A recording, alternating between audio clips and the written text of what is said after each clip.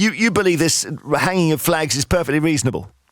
I absolutely do, Jeremy. I think it's actually quite very inspiring that people across the country are flying flags. I mean, after all, both England and Britain in the Enlightenment, with Enlightenment values and ideals of free speech, liberties, privacy, the rights to protest, which we've been seeing being curbed and attacked, much of that was inspired by Britain and by England. And, you know, from way before the Civil War, from the Magna Carta onwards, through the Civil War, through Parliament, and of course, through the Second World War, many of our descendants gave everything to uphold freedom and democracy and rights and privacy. And so I think it is a travesty, actually, that it's got to the point that people then start saying that grandmothers or mothers or women in pink or people that adorn the flag or fly it proudly, like people might do when we've got a World Cup match on, that they are then, some people say that they are far right. We know that term has come about quite a lot. We've seen ULEZ protesters and other people being called far right. It seems to be a kind of knee-jerk reaction to anything that challenges things today.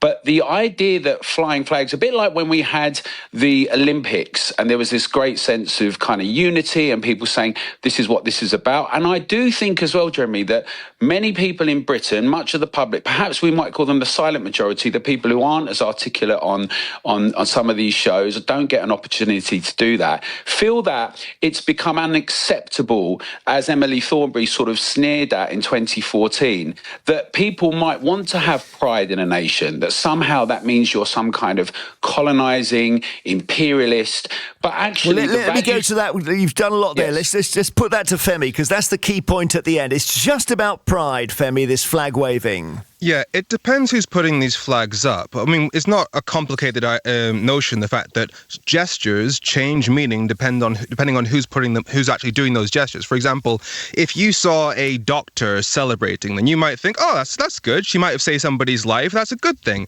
Whereas if you saw a criminal celebrating, you'd think, oh no, something bad's about to happen. Same with the flags. Like right now, I am literally sat here wearing a Union Jack T-shirt because, and I believe that the Union Jack should represent the values that I stand for. However, on the other side, there are people that put up those flags. For example, as you see, the Operation Raise the Colours is being largely promoted by people like Reform, people like Tommy Robinson, those sorts of people. And what's the ideology that they have? Like right now, Nigel Farage's biggest cause seems to be defending Lucy Connolly, who went to jail after pleading guilty to inciting racial hatred. And when she called for people to burn down hotels full of asylum seekers and said, if that makes me racist, so be it. Nigel Farage is somebody who once said that 46% of British Muslims support terrorism, which is a lie, even though survey he was quoting. He may be the next Prime Minister, for all you know. Yeah, and that terrifies most people. That's the point. Does it? The fact that Nigel Farage, somebody who lied about British Muslims, somebody who was the head of a party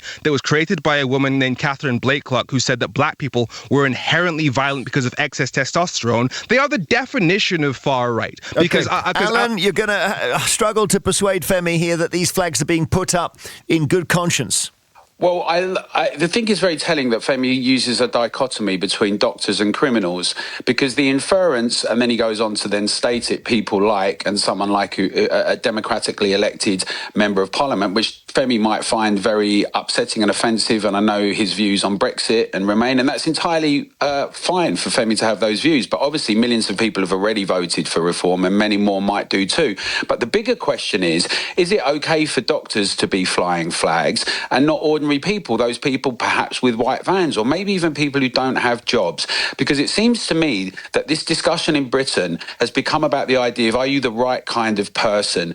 Are you someone who doesn't really get much chance to get on news shows and say things that perhaps you hear in the academy for the last 3 decades? I'm sorry. Are you a member of the public? Don't interrupt me, please, Femi. All right, I was just down in Bournemouth and I was filming grandmothers and mothers and sisters.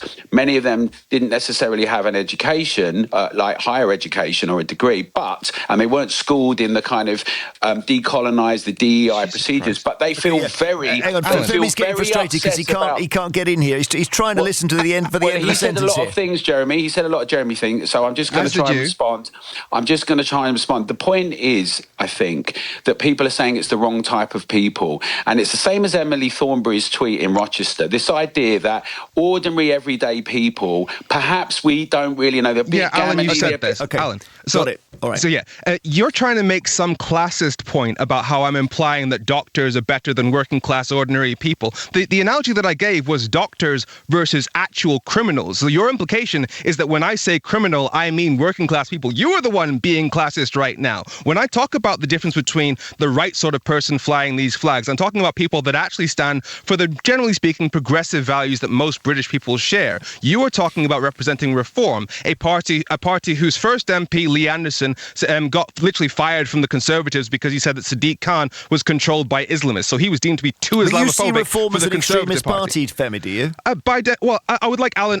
Alan was really took issue with the idea of calling the Reform Party far right. So let's ask you. Well, I don't take issue with that. What I'm making the point. Wait, you don't take issue with words in my mouth. What I'm saying is, you use doctors and criminals, which was very silly. You just said. Hang on, Femi. Just a sec. Go on, Alan. You've used doctors and criminals, and I'm saying no one talked about plumbers. They didn't talk about milk delivery people. They didn't talk about ordinary electricians. No, but he was giving an analogy, Alan. It's not difficult to understand. He says if you see a criminal celebrating, you worry. If you see a doctor celebrating, you think, oh, there must be some good news. I don't know how it's feasible to determine when you see people around the public if they're criminals or not. But my point is that many people in Britain are doing this. And much of the debate is trying to leverage this into being something that is dubious or racist or far right.